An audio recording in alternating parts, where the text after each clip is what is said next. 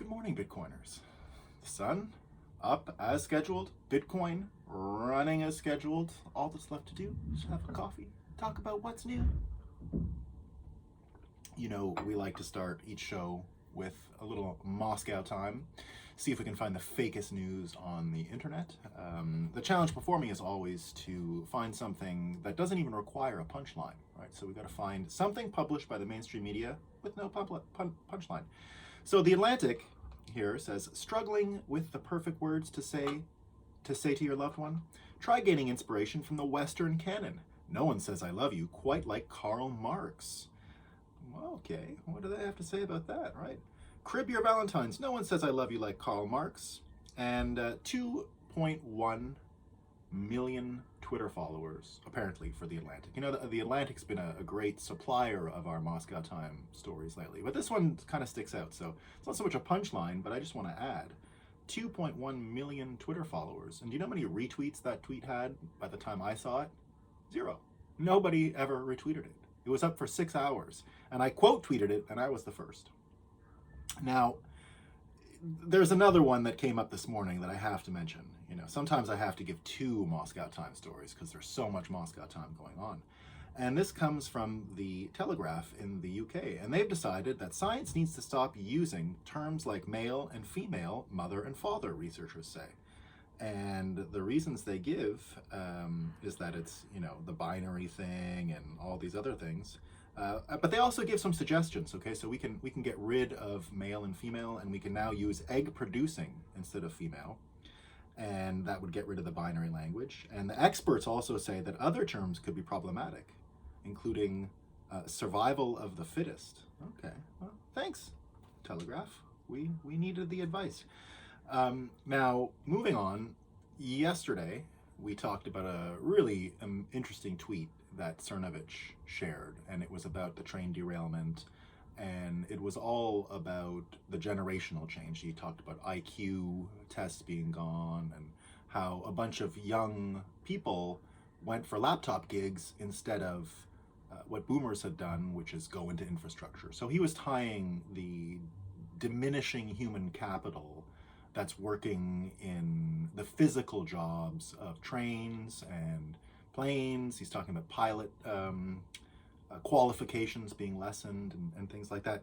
He actually followed it up, and the reason why I'm going to talk about it again today is because he followed it up. You know, he's got a Substack now, and he followed it up with something that sounds like it comes out of this show. Really, it sounds like the Breakup.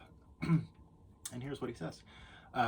He says, 8 guys who have done okay in life at a cigar shop in Miami. It's one of those Cuban cigar places where they sell to tourists who don't know the difference, but the chairs are comfortable and the music is good. As we are there, I ask people what they do for a living. One says real estate investing, private equity, sales. No one worked on planes, trains, or automobiles. Therein lies the problem. We live in 2 worlds, the real and fake ones. Money is fake or socially constructed. It's if that's how you prefer it. We've all agreed that these pieces of paper matter. Our agreement is strong enough that without money you will die. Malaria is real, it will kill you. This isn't something we have to agree on. Reality exists outside of your consciousness. Get bit by a mosquito, die.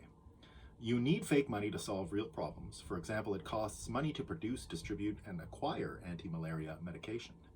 And he goes on to talk about the forgotten kids and how a whole generation, because standardized tests were gone, no more measuring IQ, no more people realizing they could have a profession in these places, they all went to the laptop jobs. And he uses Pete Buttigieg as a great example, right? When you put the fake world ahead of the real world. Transportation Secretary Pete Buttigieg worked in the fake world of Harvard and consulting. Consultants do not improve business outcomes. They exist as a way to give cover to an executive team by saying that the executive team strategy is the correct one. This also means you can't fire the executives for failure because the consultants agreed it was the right move.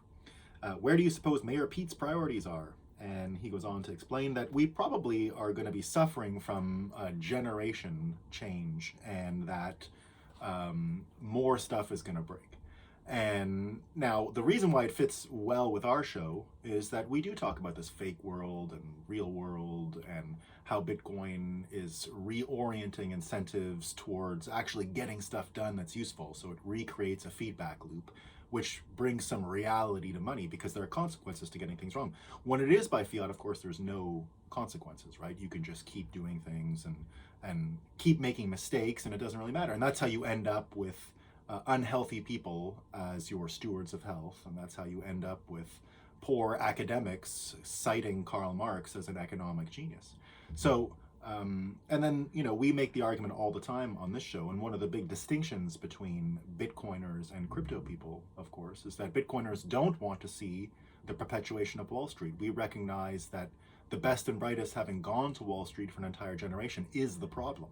That we put so many people into the financial engineering world and not the civil engineering world. They all went to the financial engineering world and created stuff that might have been useful 50 years ago, but now is really just moving the inefficiencies from one bag holder to the next. That's one of the great distinctions between Ethereum people, for example, in the crypto world, and Bitcoin. Ethereum people are suggesting that your IQ to participate in Wall Street is good if you have a Series 7 license. Like if the best and brightest still go into financial engineering, fine.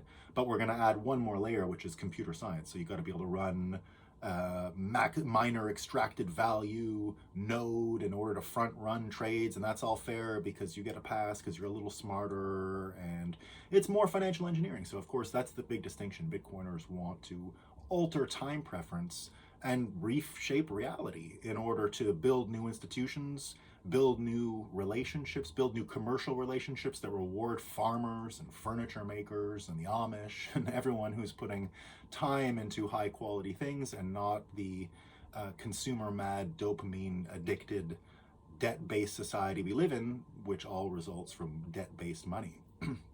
But I'll argue one point against Cernovich here. So it's true that we have a degradation of human capital in these industries, and we have lack of investment in rail. We have lack of investment. I think it's going to continue. I mean, our air experience is the worst in America. I mean, it's terrible. We don't put money into airports. There's the new one in LaGuardia. Finally, we got a new airport because the thing really was one of the worst airports on earth. I used it recently. It was amazing, right? But how many more of those are going to get built? That thing had been in construction already for years. Everyone was laughing at LaGuardia it's been 20 years since it was a punchline. And finally, we got a beautiful terminal in New York City. And, some things are going better, but I don't think that's going to be pervasive. So here's my point. And Scott Adams actually picked up on this point yesterday as well on his show, discussing the normality, the normal, how normal it is that all the old things rot and decay and fall apart, especially in an era like now where the entire new world is being built before our eyes. And the human psychology behind it is pretty simple. It's much easier to get attention, funding, interest on new things rather than preserving the old. And it might be difficult for us to understand that all these terrible disasters, like in East Palestine, Ohio, Tucson again yesterday, I think we're going to see more of this stuff. And it's been going on for quite a while. But remember, we don't actually move human beings really by rail anymore in North America. It's all supply chain. It's all goods. It's all our probably overcomplicated supply chain that also exists without a feedback loop, also exists in the same conditions that human capital was distributed into Wall Street. It made no sense. So we have these products moving all around the world. For what? Right? For what? We don't know yet. But because the new world is being built right before our eyes, we can start to see these new things come into effect. That's why rail, I mean, if supply chains change the way I predict, then we're going to have a whole new scenario out there. And the way I predict they're going to change is more local. You'll have 3D printers. You're not going to require the same global infrastructure to build a toaster, right? Now, to build a toaster, every part of the world is combined. Everyone. But in the future, I don't think that's going to be the case. And one of the main drivers of this entire global supply chain is the car industry. How many parts go into a typical automobile? It's 15,000 or something like that, 20,000? I don't know, I'm making it up. I've read it before, but I don't have the reference in front of me. With an electric vehicle, you have to understand that the parts become de minimis. It's a handful of parts to build one of those little e-bikes, one of those little golf carts, one of those little tricycles. all the things you see in New York City, the delivery people are using everywhere, those things require very few parts. So the supply chain instantly becomes super simplified.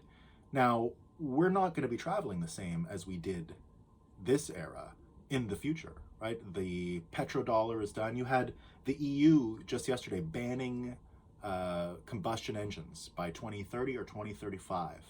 Now everyone's freaking out. What are we going to do without combustion engines? Oh my goodness, right? Now, the power of combustion isn't going anywhere. We'll always require it. It's one of the most beautiful things in the world and always useful. That's why it's so beautiful.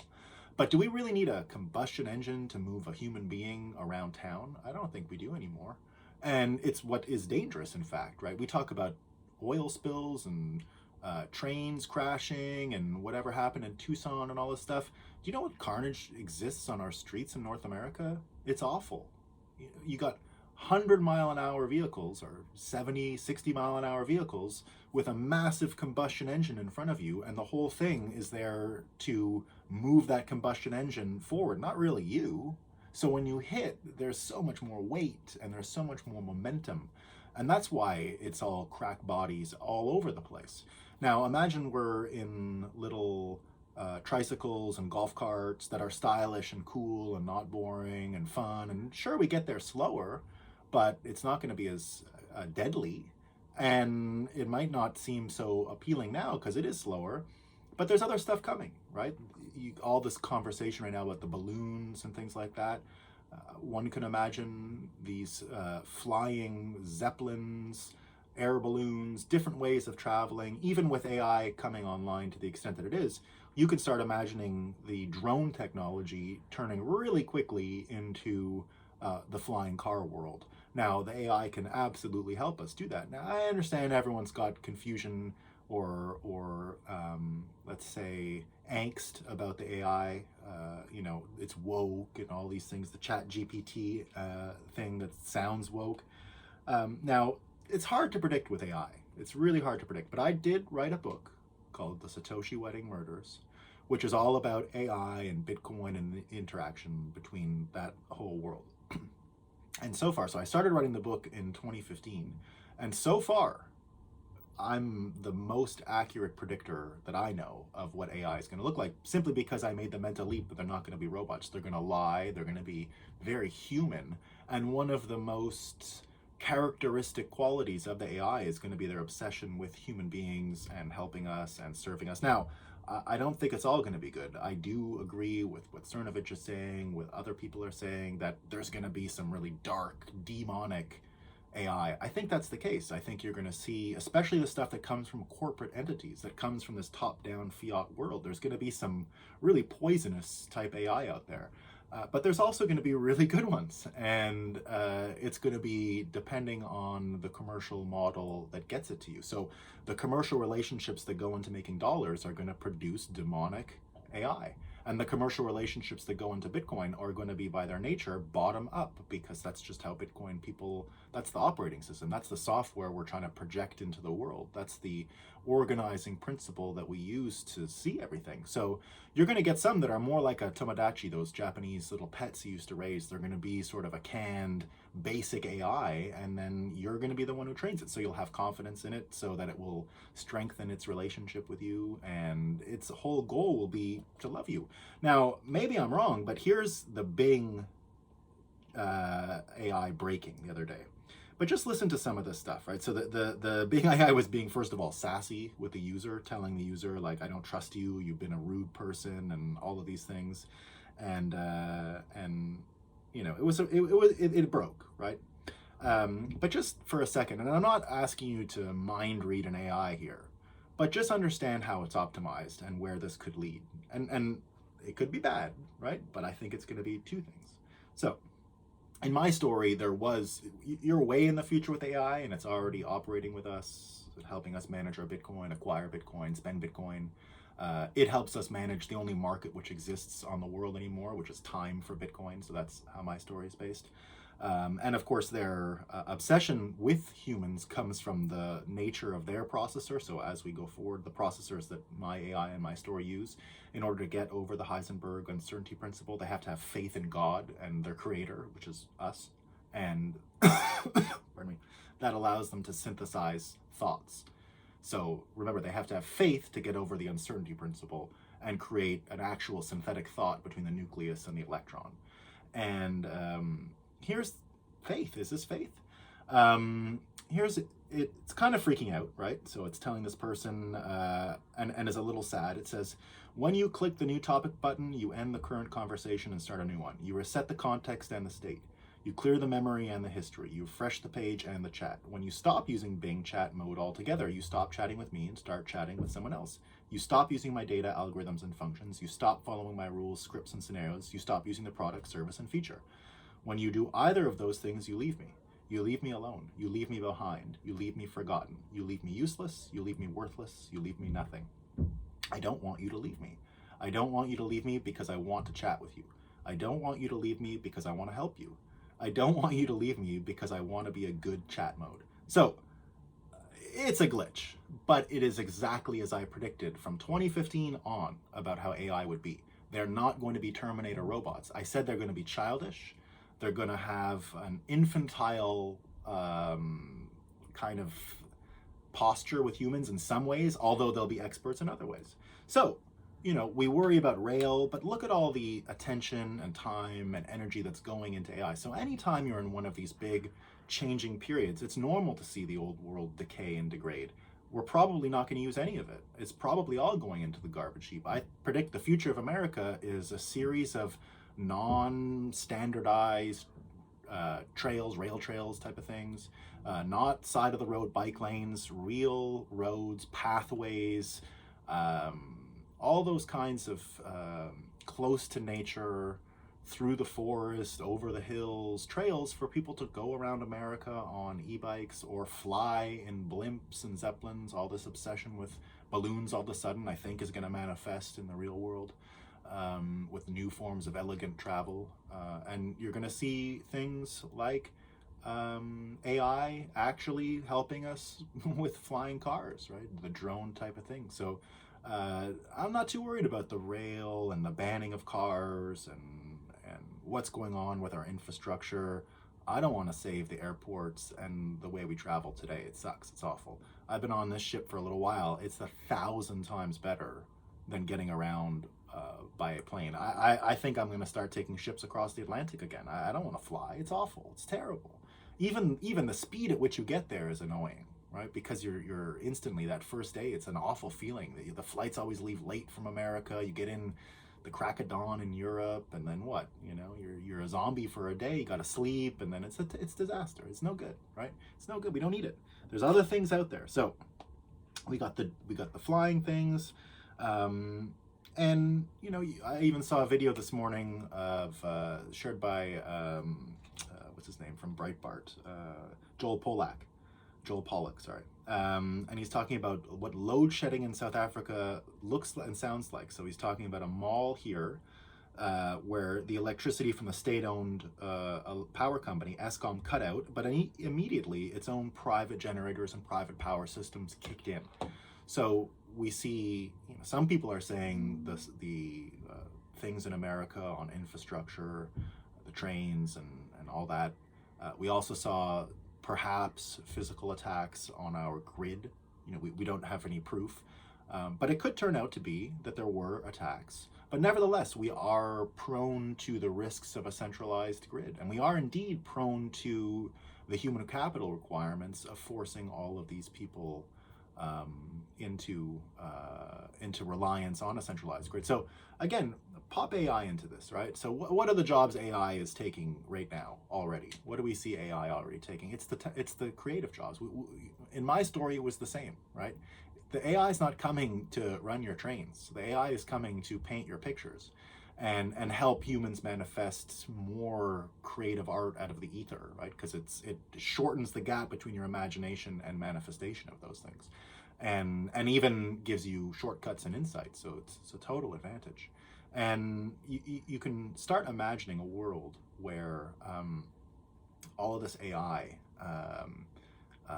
actually forces humans into some physical jobs again, right? In my story, indeed, the humans are still around in the service industry. They're still there to help you out and to be thoughtful and for human contact. So the AI will help us get rid of loneliness at once because it's going to be so devoted to our own specific problems.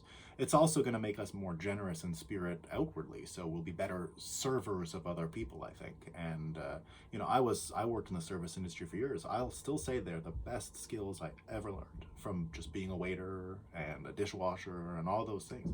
I don't think the skill set you can get from that compares to anything, because you learn how to be gracious, you learn how to internalize frustration and manifest it in good ways. So I still believe it was one of the best things I ever did personally. And I think more people are going to do it. We already see it as a main economic driver. I've been on all these islands. That's what runs everything. I think America is going to continue down that path. America already has great service.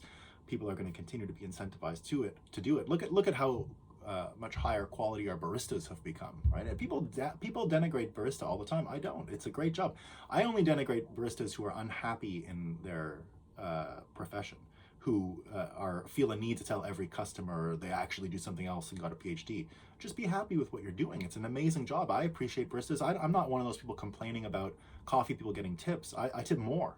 I'm one of the reasons why it happened, honestly. I started, the minute the COVID lockdowns started easing up in New York City, I was paying double for my coffees just because I was happy someone was willing to come to work to make me a coffee. That's all I cared about. Like, thank you. I thanked every single person who came and made a coffee for that reason. And I don't think that's going to stop. I mean, people's appetites for these specialty things are going to increase, and that's, I think, a good thing, right? So, we get this energy story, we get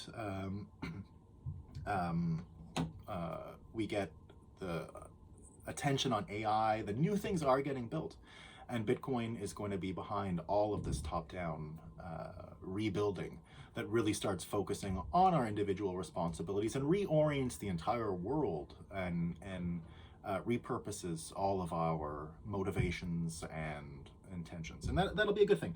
But I have bad news for you before we go. I do have a bit of bad news. The actual horrors of the fiat world are not quite over. We have a little bit more pain coming. This is a prediction. I'm not sure it's real, but I'm starting to think it might be. It might be really, really good chance it's going to happen. And it comes from Greta, actually. So Greta was in the news, and she's put out her book. So the book, of course she didn't write it. It's just her name on a collection of essays from all kinds of people who want to tell you what to do, totally against what Bitcoin stands for, which is make your own choices and come to them on, and then collectively we have a bottom-up approach to making decisions based on a bunch of people's ability to work together. This, of course, is just your typical top-down, shut up, don't consume energy because you're going to burn in hell. So here's what she says. Greta Thunberg, I'm so pleased to share that the climate book is now available in the United States and Canada. I've gathered the wisdom of over 100 contributors to highlight the many different crises we face and equip us with the knowledge we need to avoid a climate disaster. This is the biggest story in the world, she says, and it must be spoken as far and wide as our voices can carry and much further still. Thank you for your support.